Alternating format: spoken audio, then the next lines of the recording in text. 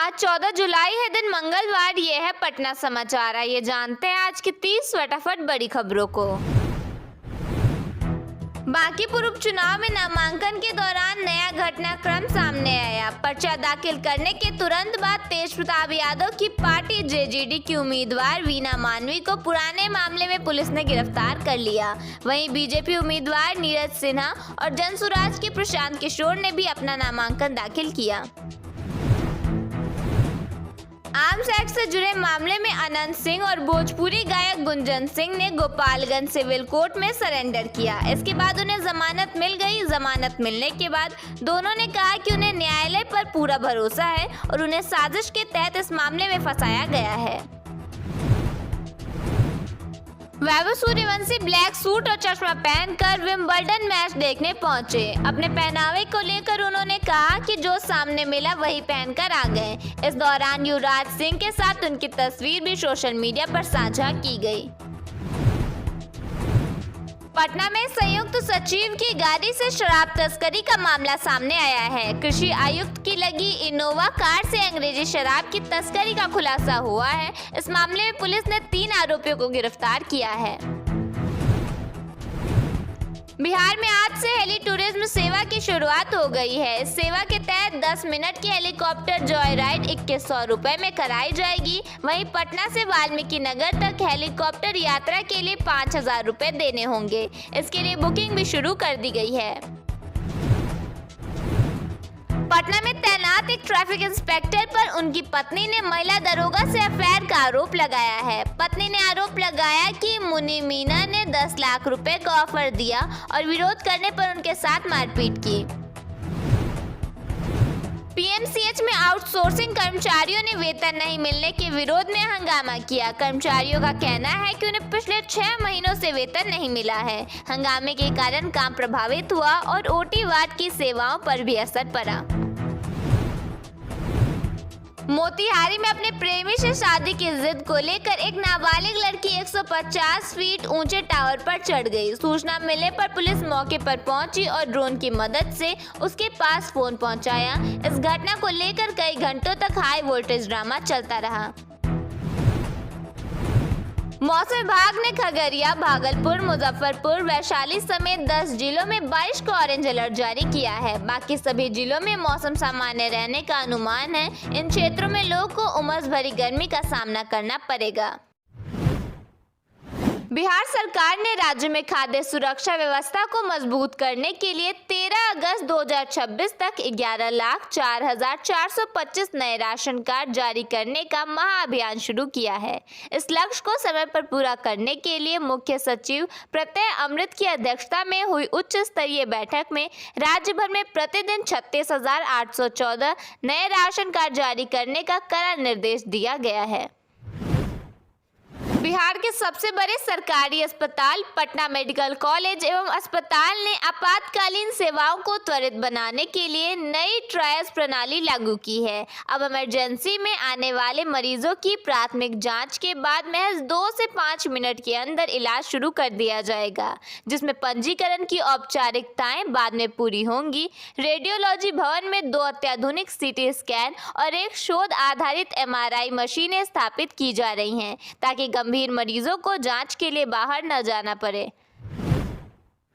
मुख्यमंत्री कन्या उत्थान योजना के तहत वर्ष 2026 में इंटरमीडिएट उत्तीर्ण अविवाहित छात्राओं को 25-25 हजार रुपए की प्रोत्साहन राशि दी जाएगी। शिक्षा विभाग ने 700 करोड़ रुपए जारी किए हैं, जिससे 5.65 लाख से अधिक छात्राएं लाभान्वित होंगी। भारतीय रेलवे ने यात्रियों की सुविधा के लिए एक नई SMS अलर्ट सेवा शुरू की है। अब ट्रेन के प्लेटफॉर्म या रूट में कोई बदलाव होने पर आपको तुरंत मोबाइल पर SMS मिल जाएगा। रेलवे के अनुसार प्लेटफॉर्म बदलने की स्थिति में करीब 45 मिनट से 1 घंटे पहले यात्रियों को SMS के जरिए जानकारी दी जाएगी। वहीं ट्रेन के रूट में बदलाव होने पर करीब 3 से 4 घंटे पहले सूचना भेजने की व्यवस्था की जा रही है। इससे यात्री समय पर सही प्लेटफॉर्म और स्टेशन तक पहुंच सकेंगे।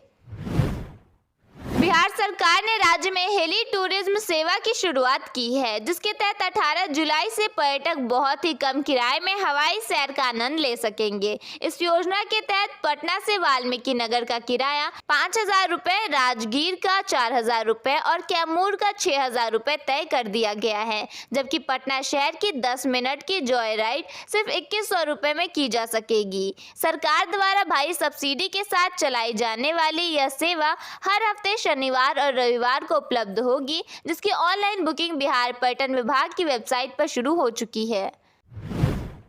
मुख्यमंत्री विद्यार्थी प्रोत्साहन योजना 2026 के लिए आवेदन प्रक्रिया पूरी तरह से ऑनलाइन हो गई है। बिहार सरकार ने अल्पसंख्यक छात्र छात्राओं के लिए यह सुविधा शुरू की है ताकि वे घर बैठे आसानी से आवेदन कर सके। यह योजना उच्च शिक्षा को बढ़ावा देने के लिए वित्तीय सहायता प्रदान करती है।